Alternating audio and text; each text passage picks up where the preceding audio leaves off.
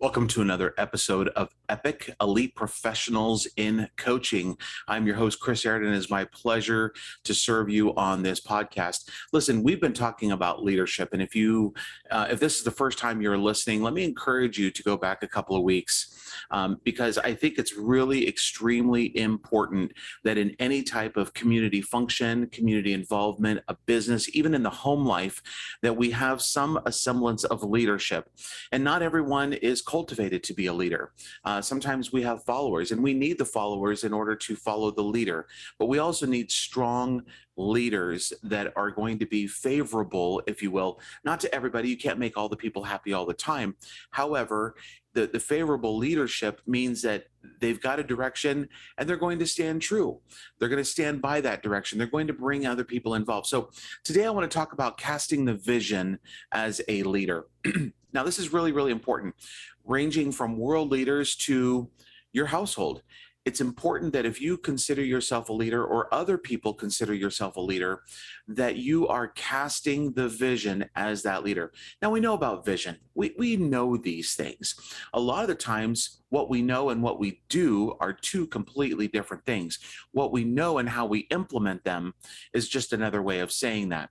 Most leaders understand the absolute importance of casting a vision, not just a vision, not just saying this is where I want to be, or this is where I think the company is going to be, or I think the community is going to be, but it's got to be compelling.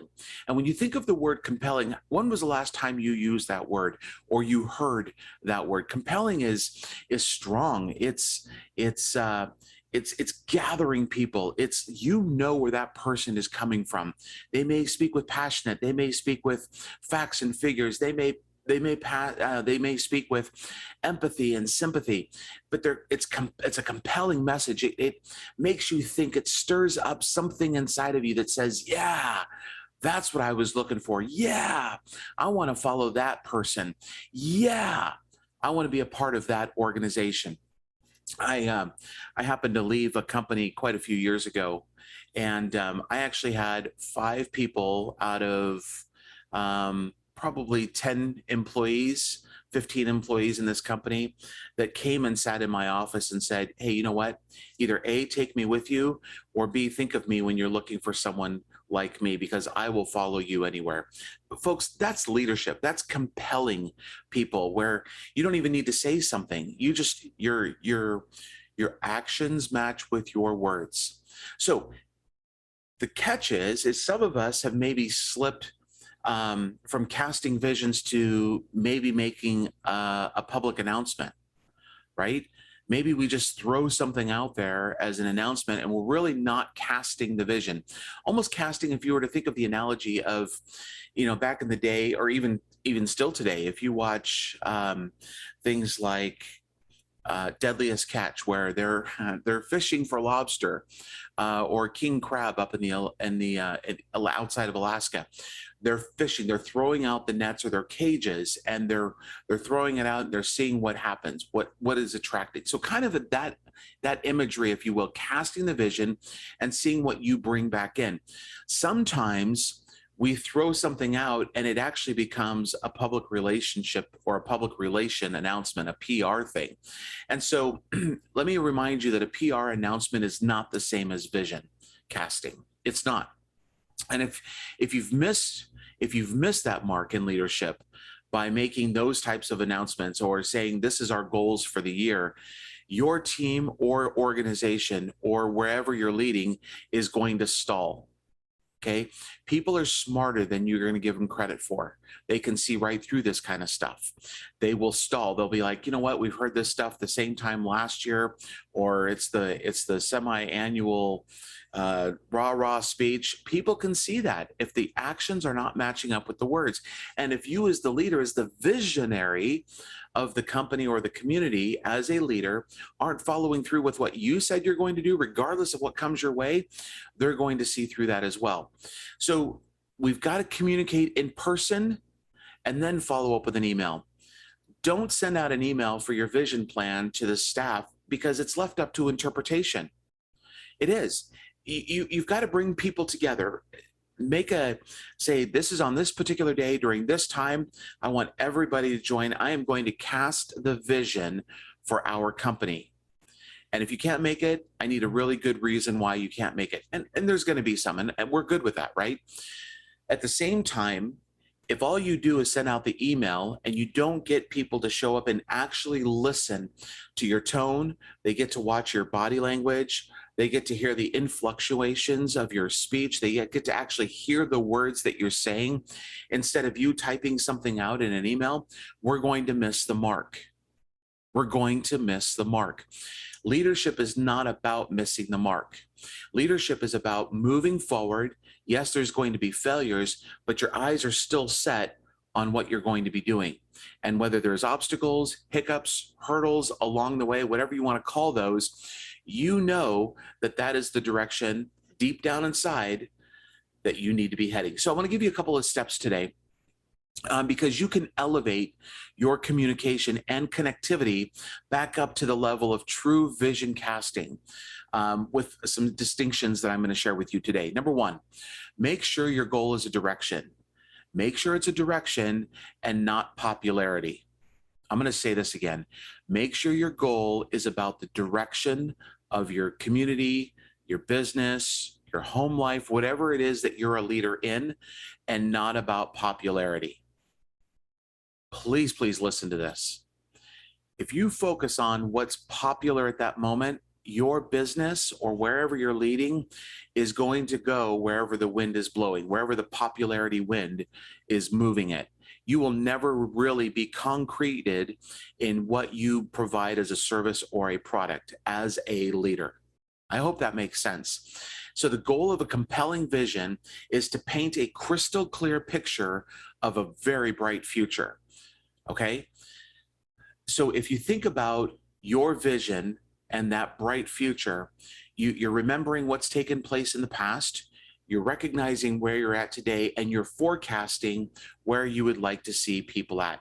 Now, think of this. I want you to imagine yourself in front of your business, regardless of your position. And if you're listening to this podcast and you don't see yourself as a leader or you're not recognized as a leader, let me tell you that you're listening to this podcast, you're cultivating leadership skill sets, my friend. You really are. So imagine yourself in a company meeting, however large or small, and I want you to imagine yourself listening either to A, yourself casting a vision, or B, someone else casting the vision.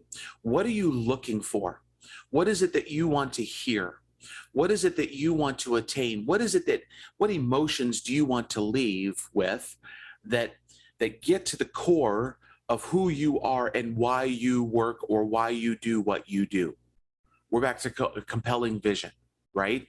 So it's got to be crystal clear. And the person saying this vision, sharing it, has got to paint this. It's got to be crystal clear.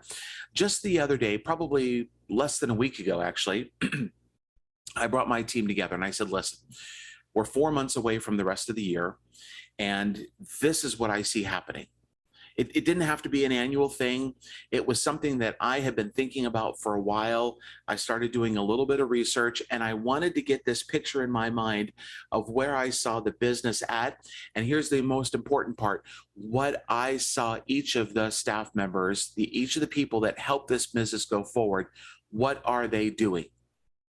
How are they operating? What do I see them achieving? Right? So it's not just about numbers and dollars in the bank and the most proficient company award that is being awarded by a community. It's where also, as a leader, where do you see your people? Paint that picture for them. Excuse me. We see a lot of things that are painted out there through emojis, through different types of emoticons, and Instagram is big because people are using pictures, right? You with me? I'd like to see you do that, and so do your people. They want to have the picture painted for them. So your goal is about direction, not popularity, okay? Number two, save your best communication for inside your organization. You can put out a press release. You can send out emails to clients or the people that you're serving, the products that people are purchasing from you. I have no problem with that. People want to know where you're at, but save your best communication, the best for the people that are in there that are going to make this happen for you, or for each other, or for the team. Now, remember, leadership is not just the person at the top. Leadership is someone who is leading someone else or leading themselves. You can actually have self-directed teams. That is leadership, especially right now where people are, some of the larger corporations are telling their people to stay at home. We're hearing this more and more. In fact, I just heard this morning that Wells Fargo was the latest company to tell their people to stay home until a certain time. Microsoft last week, indefinitely stay home. These are people that are going to be required to get the job done with little to no supervision. In a sense, that is leadership. Now, we've got to cultivate an awareness of responsibility and accountability when we talk about leadership. When we cast the vision, we've got to answer the question, why? People want to know those types of answers. Why? Why are we doing this? How are we doing this?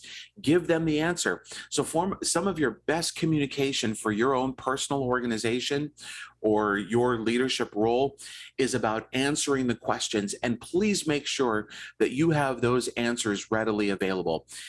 To a point, as much as you can, be transparent. And if you can't answer it, say, we're not at liberty to say right now, because it's really, really important that you get buy-in from the people that you are leading. You're not much of a leader if you turn around and there's nobody following you. Let that sink in for a moment. So bring people along. That's leadership. And I've said this before, and I'm going to say it again. People today do not want to be managed. They want to be led. So lead them. Figure out ways in which you can do that. And if you don't know that per se, or you don't have the time, or you want to be trained in how to do that, there are people like me out there that are willing to come into your organization and meet with you one-on-one, meet with your leadership team, meet with some of the people that have the potential in becoming leaders, and we can meet with them individually and as a team, and we can grow them. And as they grow, can I promise you something? As you grow them, your business, your community will grow. Plain and simple. It really is about that. So the compelling vision is aimed at your team or your organization. The byproduct of that is what the consumer is going to hear, receive, see, and purchase. So the compelling vision is aimed at your own team or your organization. So you can have a vision for the organization. I want that. You want that. But maybe you need to break down that vision for each of your teams. Does that make sense? So that individual vision is carried out by the individual teams that literally funnel up into the overall vision of the organization. Pretty simple. We just have to be intentional with it. And that's where the hard work is, because we get distracted by different things. And then all of a sudden we lose sight on that vision. It needs to be compelling, folks. It needs to be compelling. Let's stir something up in people about why they joined this organization, about why they do what they do. Let's stir up some passion. Let's get that spatula or that spoon at the bottom of the pot, stirring up all the sediment stuff that's at the bottom. And it can actually add flavor to what you're stirring up in people. Okay. So it's got to be the energy. It's got to be energy. And so for the primary leadership team, they've got to energize the rest of the company. They themselves have to be energy. And I'm not talking about being charismatic. I'm not talking about, jumping up and down and all that. Energy can look like different things. They can speak with passion. They can choose carefully various words that are going to speak to the mass in the organization. And in that, stir up the passion. But it all goes back to knowing your people. It all goes back to knowing your people. That is absolutely important, essential, and intentional. You've got to know your people so that you can communicate correctly with them, and taking it a step further, that you're connecting with them. And that's what happens. We can just share a whole bunch of information. That's communicating.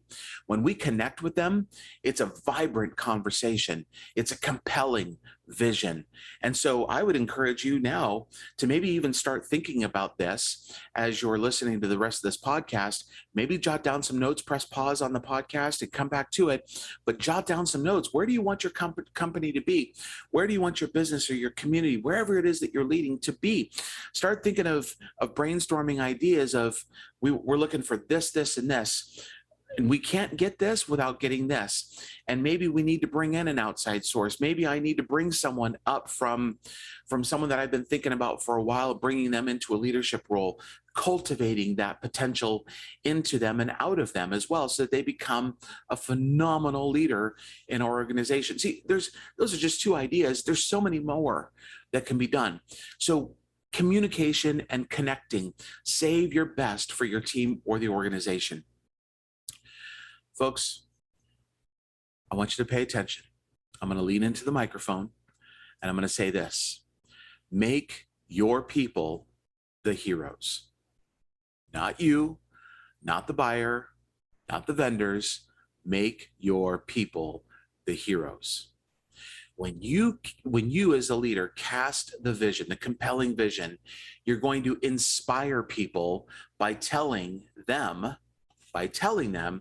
that the brightness of the future can only happen through each of them, their personality, their efforts, what they bring to the company, what they bring to the community, the value that you bring, the value that they bring as a team. And without them, we cannot move forward as effectively as we want. People want to be valued. I've said this statement before. Forbes put it out a few years ago. 86%-ish of people don't quit their jobs, they quit their employers. Why? Because they don't feel valued. They don't feel like they're the hero, if you will. I hope this makes sense. We've got to value people. Everybody has value. Maybe some not as much as others, but in their own way, in their own pocket of the company, of the community, they are valued. They bring something intrinsic to the company, to what they do. They have a mind, they have a brain, they have a heart, they have passion. Sometimes we just need to pull it out because they've been tainted by the workplace. We can do that. We can do that together. So we want to make your people, the team, the organization, the individual, the hero. It's not about thanks to you, all these great things are going to happen. Thanks to us. Thanks to you. Thanks to us as a team. Make it inclusive, right? Bring everybody in. We need the CEO. We need the janitor. We need accounting. We need the worker bees. We need everybody. Because without them, the company does not move forward. The community does not move forward. Absolutely essential. Make your people the heroes. Let me wrap up with this. It's got to be inspiring to your people. I once heard, and I wish I could remember who said it, motivation. If I'm motivated to do something, that's going to last just a short period of time. If I'm inspired to do something, inspiration lasts a lifetime. Motivation is a short period of time. Inspiration is indefinite. So I want you to inspire your people when you're thinking about a compelling vision. Inspire them. You see, when we as leaders cast a vision, the rest of the organization needs to see it. They need to imagine it. They need to be able to feel that. They need to be able to experience it in some way, form, or fashion. Involve them by asking questions. Involve them by even you taking a pause after maybe you get a main point out and say, can you see what I'm talking about? Or maybe you can read their facial expressions or their body language. You know, if someone's sitting there and doesn't seem engaged, then maybe you know that you need to bring a tad bit more passion, or you need to change the words, especially if the majority of the people are not with you. The way to do that is to kind of change in the middle of your delivery to make sure that the response is reflective of what you're sharing. So people need to experience the inspiration that you're bringing to the company, to the team, to the individuals. So, for example, you can tell stories. You can engage in, well, you can engage with the staff. You can maybe even set something up before you do this where there's maybe a Q&A, there's a little bit of role playing, just to kind of bring everybody in to this conversation piece, this vision casting. You can bring in, especially depending on who you're talking to, not everybody likes stories. Some people want facts and figures. Either way, you can focus on the past. You can talk about that, but you can really focus on the current day, the present, and then really intentionally focus on the future, right? So you can tell the stories, you can engage people with your staff, or you can engage with your staff. You can also bring that into their lives with the vision of what they can experience, what that looks like, their responsibilities, and then what the overarching glue of accountability is going to look like as we move forward. So when we involve them, ask for ideas from their perspective on the vision. Ask, a simple question would be, okay, I've just shared this. You guys seem to be pretty excited. What does this look like to you? How do you see yourself fitting in to this vision? You need to be okay with the responses. Some of them, probably most of them, are going to be favorable. Some of them are going to want to see this put into action and then give you something. So you need to be okay with the answers to the questions, but be specific in the responses that you're looking for by asking that specific question. Create an action plan. Put some benchmarks or KPIs, which are key performance indicators, together. Think about whether they're going to be yearly goals, whether it's a 5-year plan broken down to yearly goals. Are they quarterly goals? Are they going to be monthly? I've worked with a couple of companies where it's really weekly goals as far as the sales team goes. So we want to ask questions and create that action plan. And then here's something else. I'd like to see you, and this has been proven to be very effective. I've used it. I currently use it, where you're asking for someone, or maybe someone is going to come to you and become that cheerleader. It doesn't have to be a female, but become that cheerleader, someone who is going to prompt the inspiration, instigate the inspiration that is going to continue to move the team forward with the vision. And if you can find that cheerleader, or a couple of people, or maybe a lead supervisor or a team lead or something, each time they come together, they can constantly cast that vision for everybody when you're not there. You see, this is where we delegate. It's that transfer of influence that I was talking about a couple of weeks ago. When you transfer your influence to other people, they become more empowered. They become more engaged to carry out the mission of the vision, right? That's got to make sense to us.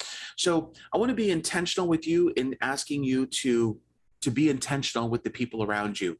There's a lot of people looking for value right now. So every time you prepare something where you're going to communicate, I want you to think about connecting with them. When you're writing something up or you're jotting down notes, try to put everybody's faces in your mind. Try to see everybody in your mind's eye.